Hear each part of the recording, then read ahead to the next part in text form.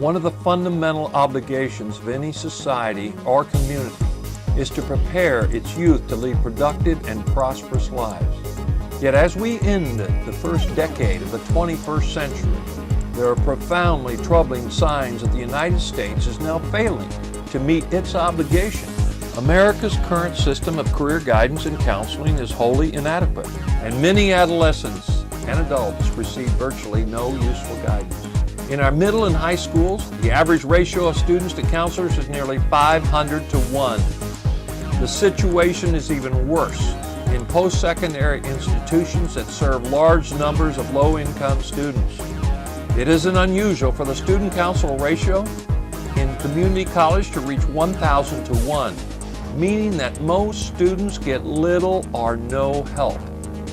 32 years ago, U.S. Commissioner of Education Ernest Boyer said, "Student counseling is pathetic.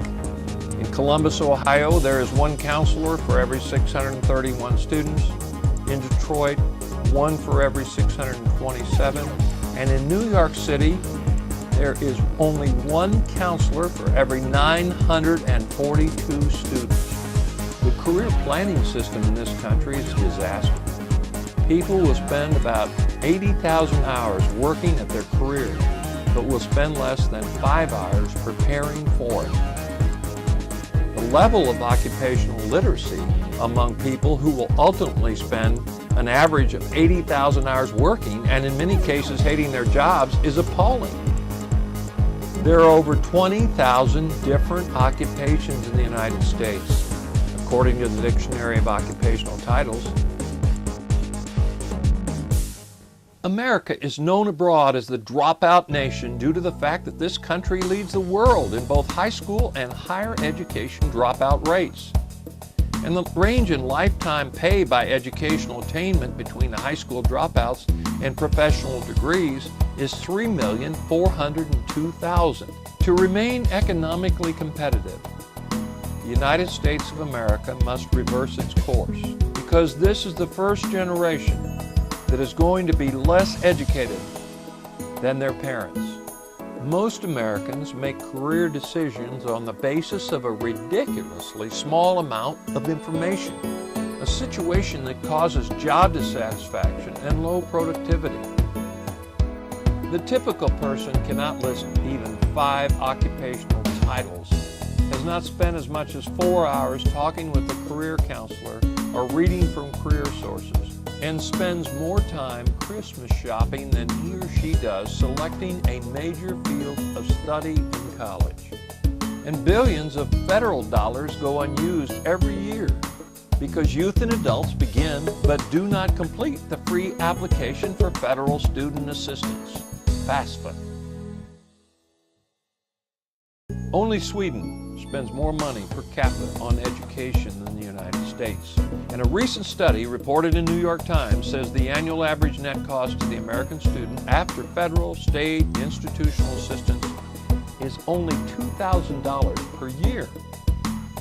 And many low-income students are able to qualify for enough aid to pay their entire college cost. The U.S. ranks behind the following developed nations in higher education completion rates: Canada, South Korea, the Russian Federation, Japan, New Zealand, Ireland, Norway, Israel, France, Belgium, and Australia. The United States used to lead the world in the number of 25 to 34-year-olds with college degrees. Now it ranks 12th among 36 developed nations.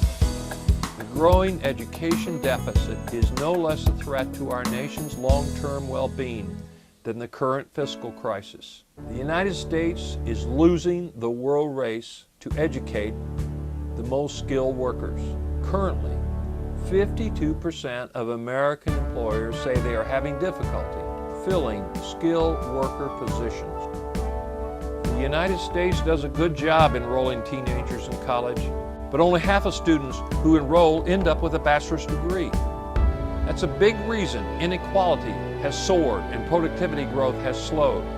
Economic growth in this decade was on pace to be slower than in any decade since World War II, even before the financial crisis started.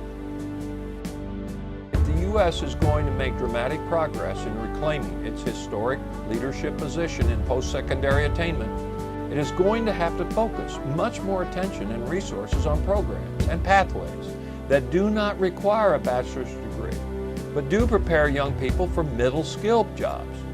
Most advanced nations place far more emphasis on vocational education than the United States of America.